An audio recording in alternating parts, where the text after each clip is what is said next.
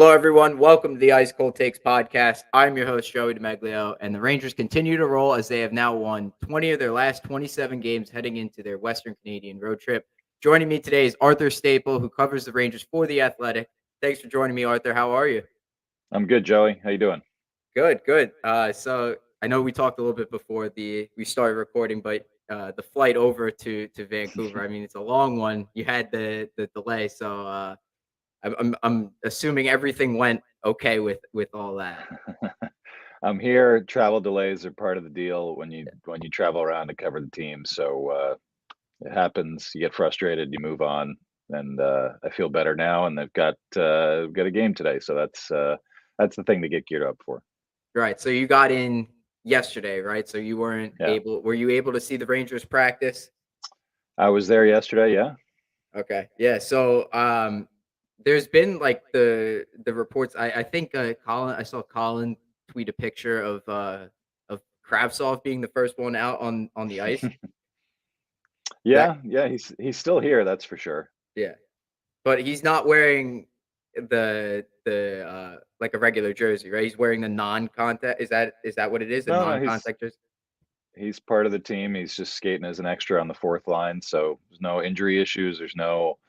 They haven't dismissed him or anything. I think it's just he wants some place where he's going to get to play, and I think the Rangers feel like they gave him an opportunity for 28 games or so this year, and Mhm.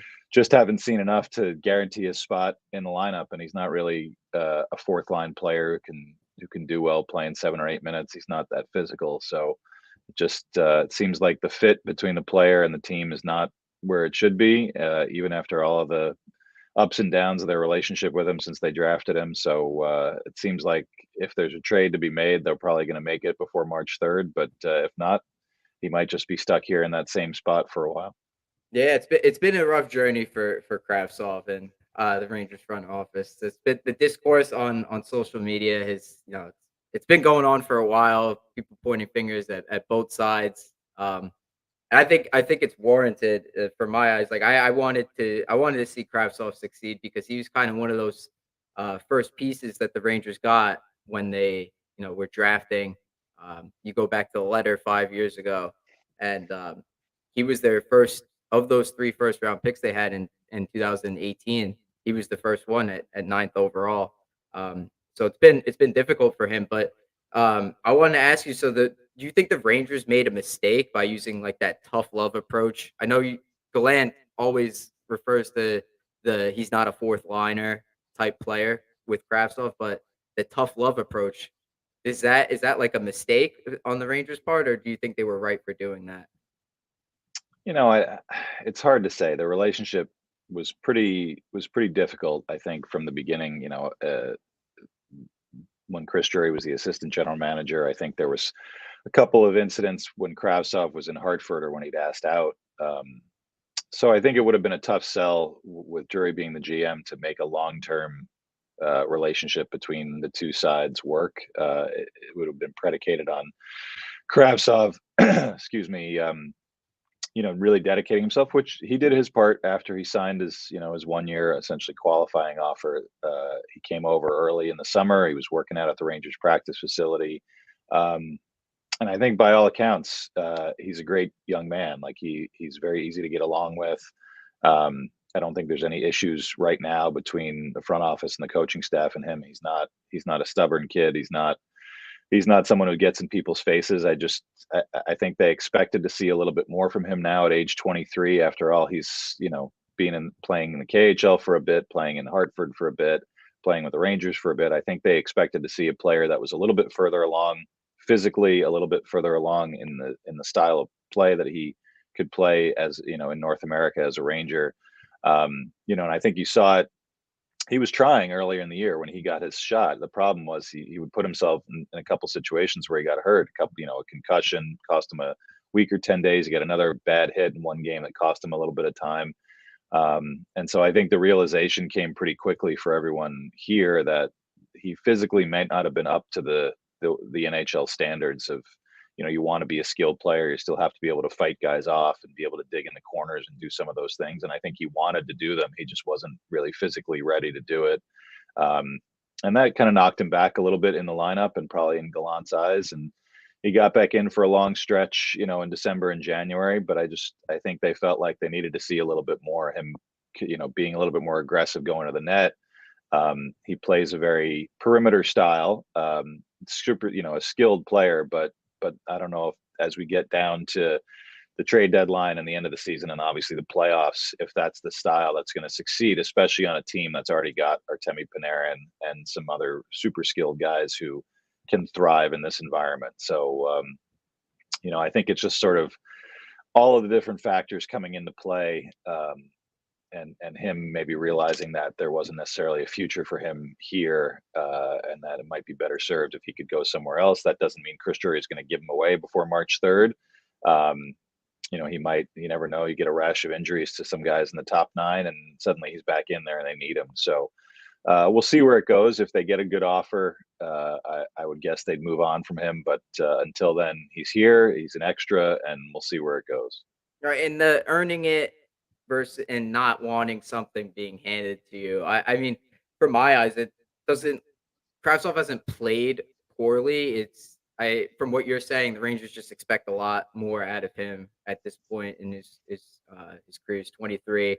He's played in the KHL, which is a lot more competitive, I'd say, than like the AHL. Like that's a tough league, and he had been playing there for quite a while. You go back to the year he was drafted, the year after he was drafted, last season too. He was playing with Tractor. Um, is it like he's not? It's not like Gallant picking favorites, right? Like over like Lecision over Kravtsov. It's just he's being genuine by saying like Kravtsov's not a fourth line player because I've Yeah. seen some fans speculate like, oh, he doesn't actually mean that. He just doesn't like Kravtsov. I don't think that, but what do you think? I mean, every coach in the NHL has designated roles for their players, especially the guys that are kind of on the fringe of the lineup. And you need your fourth line to be able to not only just be guys that can do well playing 7 or 8 or 10 shifts a night. Jake Lecision is a center. He takes faceoffs. He gets out there on the penalty kill from time to time. He's certainly not been a productive player, and I don't think that they're gonna just keep him in the lineup. I would imagine that if there's any more trades coming, it'll be to probably replace him as and find a fourth line center or a more veteran, physical fourth liner before March 3rd. But that's just not a role that Kravtsov works well in. He's been on the fourth line a couple of games this year, and it's not a punishment when he doesn't get many shifts. That's just the way the fourth line works. And you have to be able to do as much as you can, or just have as much of an impact as you can playing only 7 or 8 minutes a night. You see guys like Julien Gauthier. It's taken him a couple of years to kind of accept that role, and he seems to be doing well with it this year. But not everybody is built for that, and certainly not a 23-year-old guy who's a top 10 pick, who's had some flashes of real skill and creativity, and just doesn't have the strength to be able to match up against another fourth line, or just sort of tie up a 30-second shift in the corners, or have an impact without really getting any scoring chances, which is not something you expect from the Rangers fourth line. So yeah, it's not Jake Lecision is in because they like him more than Vitali Kravtsov. It's they play different positions, they have different roles, and there's different, they have different needs that they fill. So I think with Kravtsov, he really had to come out of the gate and show that he could stick in that spot, and he didn't. And now that right side has been the last couple of years a place of need for the Rangers, and they would have loved to have him stay there, but it didn't work out. They got Vladimir Tarasenko, who's a bit more accomplished scorer and player in the NHL on the right side. So that kind of reorders things. And even at that, there was still an opportunity for Kravtsov. And you saw the first game that Tarasenko played, he got in and started on the second line. And I don't think they saw enough. And it's certainly a quick hook, and you can feel like it's been unfair, and they haven't given him enough of a shot. But when Gerard Gallant says it's not a developmental league, it's a results league, I think that rubs people the wrong way, and we can debate development at the NHL level all day, I'm sure, and talk about 19 different ways to discuss it. But the bottom line is the Rangers right now are a team that needs to win. They need to get in the playoffs. They need to succeed in the playoffs after what they did last year, after the previous few years. And if you're not going to be part of the solution, uh, which they don't feel Kravtsov is, you're not going to play. And especially this time of year when they have the space to add and beef up their forward group. I think they'd love to have him going forward, but if he doesn't want to be here, I don't know that you're going to want an unhappy guy. And I think everybody in the organization and on Kravtsov's side, his agent, they know what the history is. So it probably at this point is best to see him move on and see what they can get for him. See, it's also interesting because the Rangers, like you said, it's a results league, and they for the past like 2, 3 months, they've been getting results since December 5th. 20 of their last 27 games, they've been playing well as a team. It's just unfortunate that one of their players on their roster that has a lot of potential is not living up to it. But my last question on Kravtsov before we move on is you were talking about maybe moving on from him, Drury making a trade. Can you say with certainty that he'll be traded before the start of next season? No, I think you have to find a fit. You see the way that Chris Drury has operated with the guys who have wanted out in the past. Nils Lundqvist didn't want to be here. Different circumstance. I don't think they were unhappy with him and how he played. I think they just felt that he needed more time and there was not a lot of room on the right side. And certainly he saw that there wasn't a lot of room on the right side to grow with this organization. And it wasn't just a matter of we're going to give this guy away and move on. They got a first round pick that helped them get Vladimir Tarasenko. So I think Drury's track record as GM is not long, but I think he understands that when you have a situation like this with a first round pick, a guy who's got talent who may be wanted by some other teams, I think this is a different situation. Lundqvist, played well enough in his NHL time, I think, and he's a defenseman and still young that a lot of teams were interested. Kravtsov may be a different story, but I don't think you just give him away for the first team that offers a fourth round pick. And I don't think that's the way Chris Drury operates. So if they don't get what they want before the deadline, he'll be here. And in the summer, you never know what can happen. They have a lot of contracts that they need to sign. They don't have a ton of cap space with the cap only going up by $1 million or so. So who knows? It may just be, these relationships kind of wax and wane. It's at a low point right now, and Kravtsov wants to go somewhere else. But the Rangers have been here before with this guy, and he's still here. So you can't say for sure he's going to go.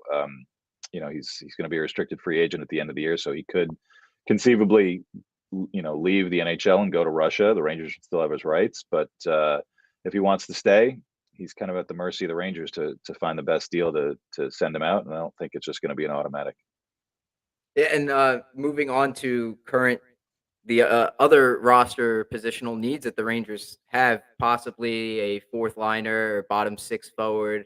I know Drury was kind of hinting at that in the press conference when Tarasenko got traded to the Rangers. But do you think Chris Drury is going to make another trade before the deadline, whether that be for like a Nick Bukestad or a Tyler Mott, one of those fourth line type players?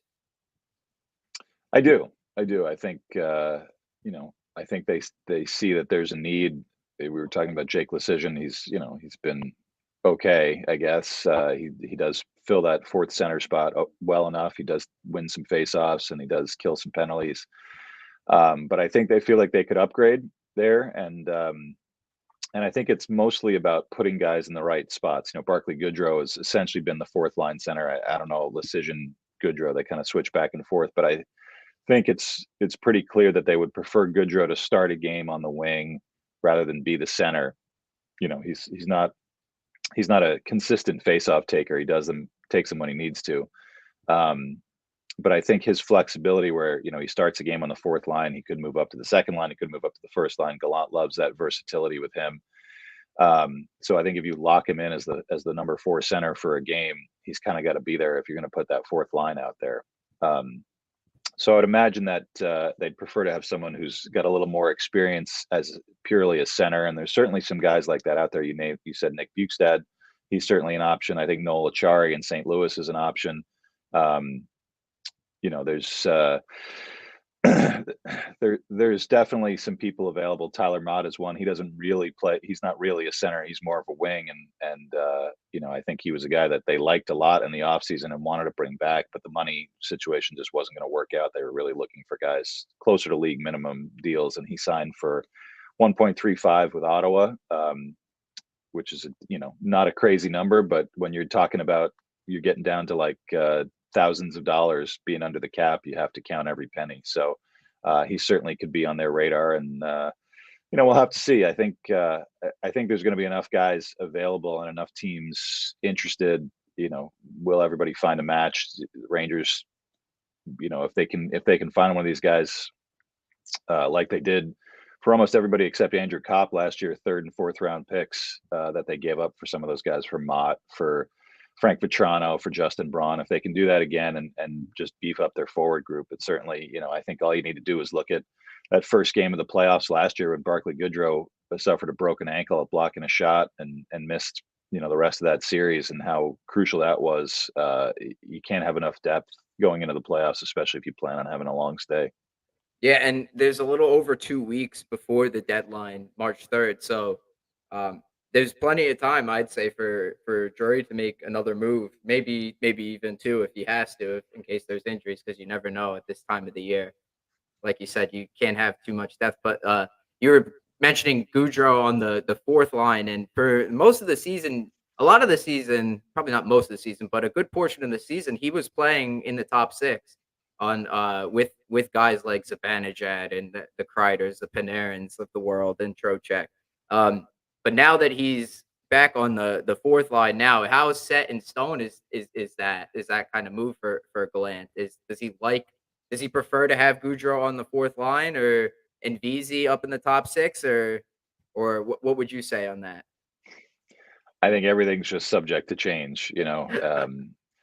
It's funny, Ranger fans justifiably pay attention only to the Rangers, and as someone I've recently covered a different team the last few years and try to see what's going on around the league, because we have such a big network at the Athletic of people that cover teams. Lines don't stay together. The perfection line in Boston might be the only one, and they didn't even start this season with those guys together because of injury. So this idea that all the lines stay together all the time and Gallant is too quick a hook, it's just an kind of an antiquated thought process. And I don't even know if it was that way 10 or 15 or 20 years ago. Maybe it was because the disparity in skill between your first line and your fourth line or your third line was so great. And the Rangers' third line right now essentially is the kid line, which has been one of their best lines. And I think that if you're talking about a line that's going to stay together, that's probably the one that's most likely to, because those guys are always better together than they are separately on other lines. So maybe that's the one line that you kind of pivot around, and everybody else is pretty much up for grabs. You obviously where Mika Zibanejad is going to be, where Vincent Trocheck is going to be, Panarin, Kreider, maybe not even Kreider, but there's guys that just move around, and I think Goudreau is one of those guys that even if he starts where he starts during a game, you're pretty sure he's going to get his 12 or 13 or 14 or maybe more minutes, because he's one of the first guys out there to kill penalties. He's the first guy that you're going to pull off that fourth line if somebody's having a bad game or if somebody gets hurt. So I think Gallant reiterated it the other day. He said he's on the fourth line, but he's not a fourth liner to me. And I'm sure he feels the same way about Jimmy Vesey with the way he's played this year. Uh, you know, so I think we get a little hung up sometimes on numbering these lines, saying the kid line's the third line. You just have to look at the minutes they play at the end of the night and see who was going well, which line at 5-on-5 was most important. Sometimes the 5-on-5 lines don't mean anything because they're not good 5-on-5, and they still win a game because their power play is so good, or Shesterkin stands on his head. So each game is a little different environment, and what happens in a game doesn't necessarily carry over. You just kind of saw that on Saturday. Everyone was getting excited about Panarin and Tarasenko playing together, and they weren't good on that line in Carolina. So Kreider and Panarin switch. Panarin goes off, and now it's Panarin and Trocheck are together, when we thought for most of the season that they weren't any good together. So these things never really stay the same for very long on any team, even the good teams. So it's I think with Goudreau or with VC on that fourth line, there's certainly guys. I don't think you're going to see Julien Gauthier move up. He's kind of fit his role well. If they were to go out and get a fourth center, an Achari at Bukestad, whatever, that's probably your number 4 center, because you do have centers pretty set.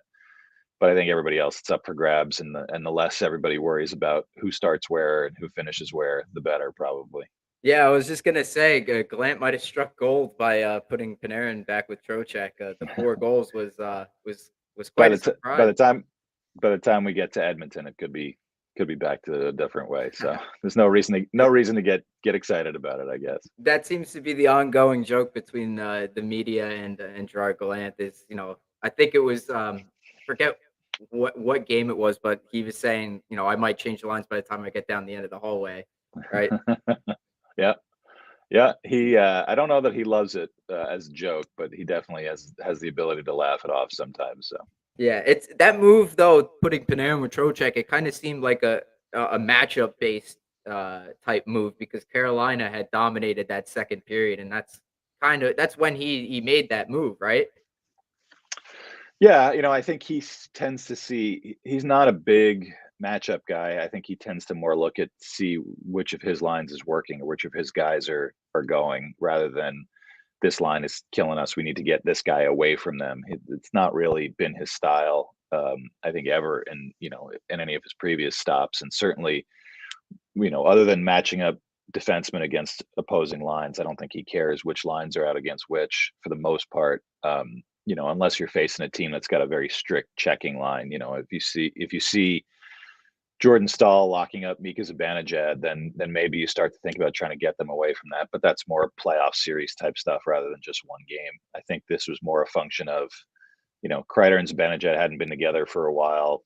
Maybe that was getting a little stale with Panarin and Zibanejad and Tarasenko trying to work in. And, I think you'd rather have Kreider and Zibanejad, which is kind of your automatic pairing to make Tarasenko a little bit more comfortable, make sure he's in the right spots because he seemed a little lost at times in that second game.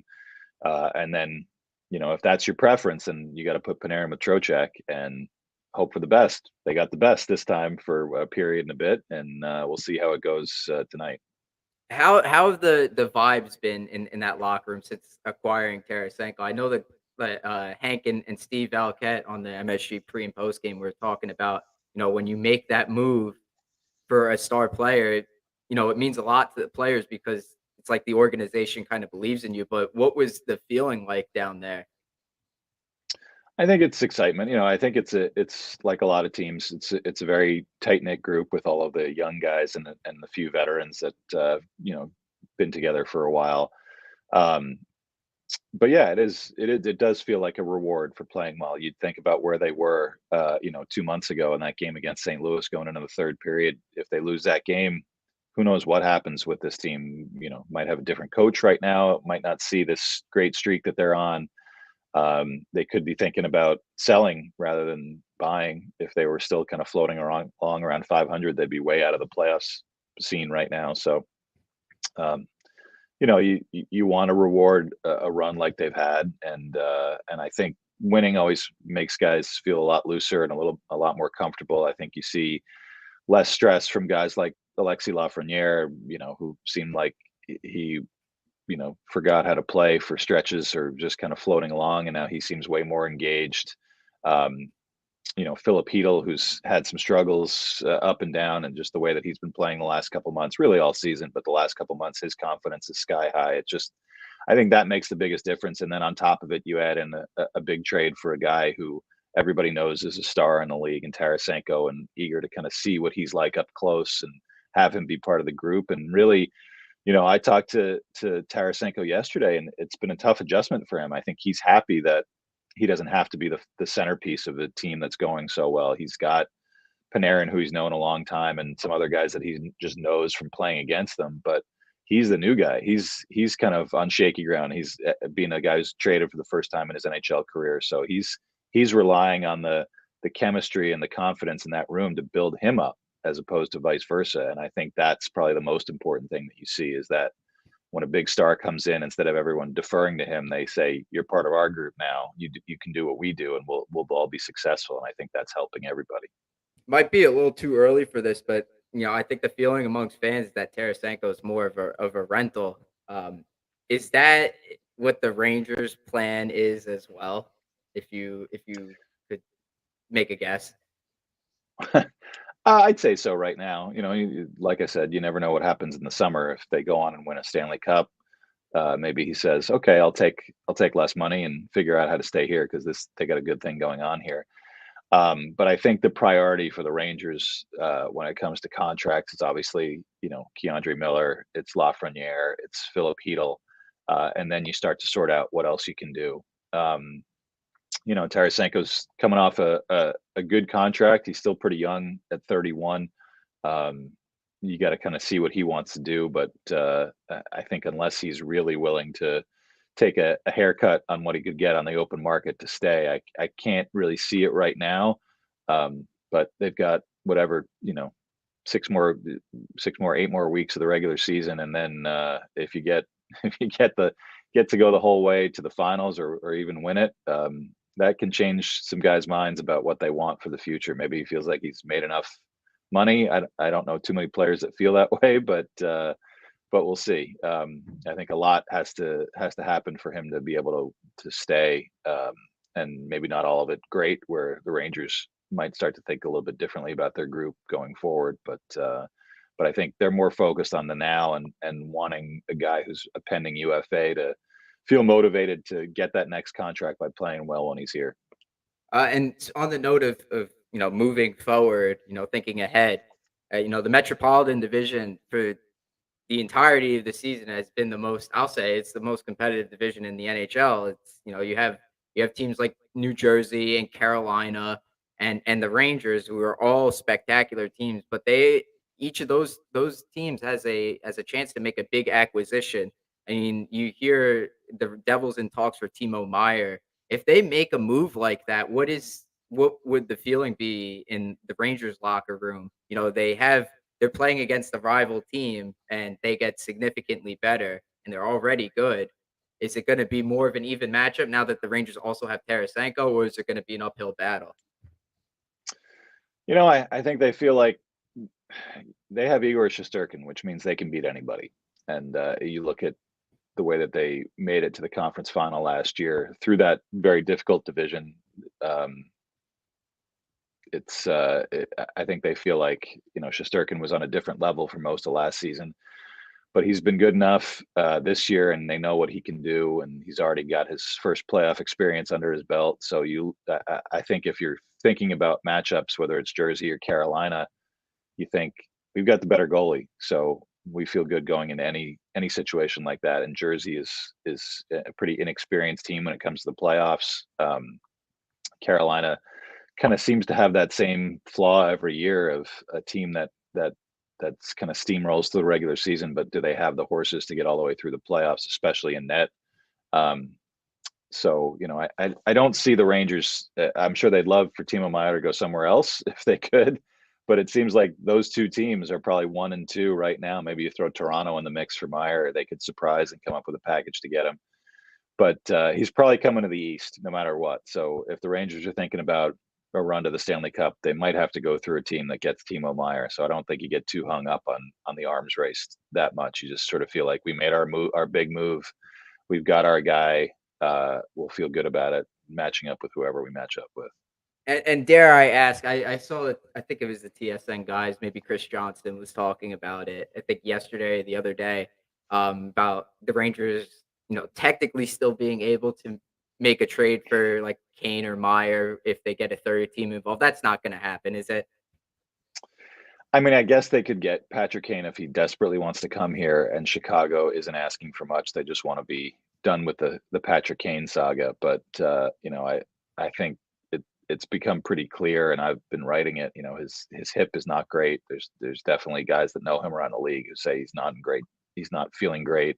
He's just kind of powering through because he wants to keep playing until he has to get surgery in the off season. Um, so it's not a great situation, and I think that was a factor in the Rangers choosing to go for Tarasenko rather than Kane, who, like we said, all you had to do was see the interview he gave the day after the Tarasenko trade, which I don't think I've ever seen that before. A player saying, "Gee, I really wanted to go there. That's too bad." So yeah, I think they could add him, but I think there's even if you say, okay, we'll take a guy even though he's 75%, because still 75% of Patrick Kane is pretty good. We'll figure out the trade costs and the salary retention. You can get a third team involved and make it work cap wise. where does this guy play now that they have Tarasenko? You know, it's not the good old days of the early 2000s with the Rangers when they just, you know, added star after star and tried to figure out where to put him. Also, that didn't work out that well, as I recall. Yeah. Um, so you put Patrick Kane in there. They're already trying to figure out where Tarasenko fits in the two power play units. And then you add in another guy who's got incredible skill, but does a lot of his best work on the power play. You'd have to try to get 10 power plays a game to make these guys happy. So I just don't know. We can talk about it, and obviously it's a place Patrick Kane wants to go. But you know, just if you're a Ranger fan, you kind of look at your own team and say you can step back and say there's about 9 reasons why this wouldn't work right now. And I think Chris Drury's no dummy. I think he knows that this would have been great if they could make it work and the guy was healthy, but they made their choice, and I think that's probably the big name acquisition that they're going to do. All right, and last question for you: if you had to make a prediction, where do you think Kane ends up going? Uh, I don't think he goes anywhere. You know, I think I've heard that his destination preferences were the Rangers and Toronto. I can't see Toronto spending any assets to add him. They already have some pretty high end guys. So if his preferred choices are done, I don't know that he's going to throw the doors open to Dallas, which I know would love to take a shot at having him, or um, you know, Colorado. I think maybe is a place he'd like to go, but I'm not so sure that they need a player like that. So my guess is he shuts it down, has his surgery, recovers, and then we can do it all again on July 1 and see where he ends up in free agency. Maybe the Rangers, maybe if he really wants to come here, he'll be the guy that takes the big discount for a year or two and comes to play with his old buddy Panarin, and we'll see. Then Chris Drury can make a gamble for it if he's got the cap space.